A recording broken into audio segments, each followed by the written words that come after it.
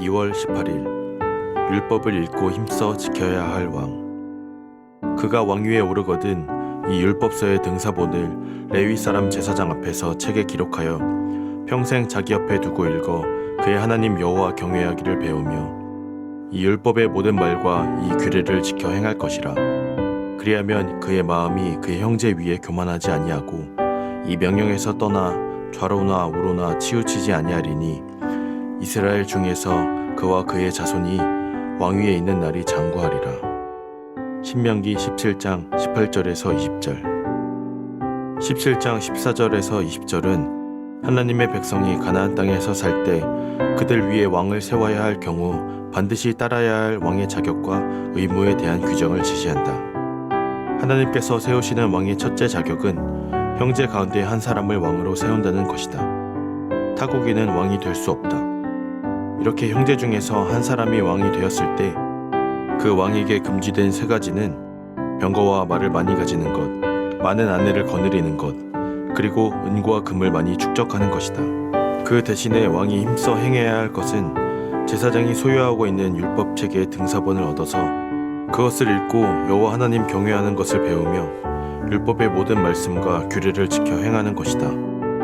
여기에 사용된 5 동사는 읽다, 배우다, 경외하다, 지키다, 그리고 행하다다. 이 5 동사는 하나님의 율례와 법도에 대한 모든 백성의 의무를 묘사하는 단어들이다. 이것은 왕은 백성보다 먼저 하나님의 율법에 대한 의무를 행해야 함을 보여준다. 왕은 먼저 율법책을 자기 옆에 두고 평생 읽어야 한다. 왕의 율법책을 읽는 목적은 여호와 하나님을 경외하는 것을 배우기 위함이다. 여호와를 경외하는 것은 율법의 모든 말씀과 규례들을 지키는 것으로 표현된다.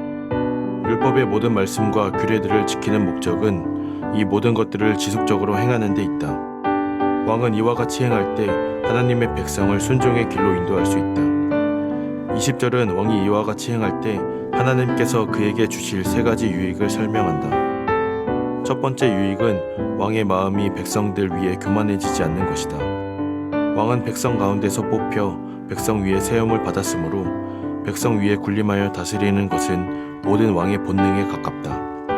하지만 하나님께서 세우시는 왕은 백성 위에 군림할 것이 아니라 백성 중에 하나가 되어 하나님의 모든 말씀에 순종하는 일에 앞장서 모든 백성에게 본이 되어야 했다.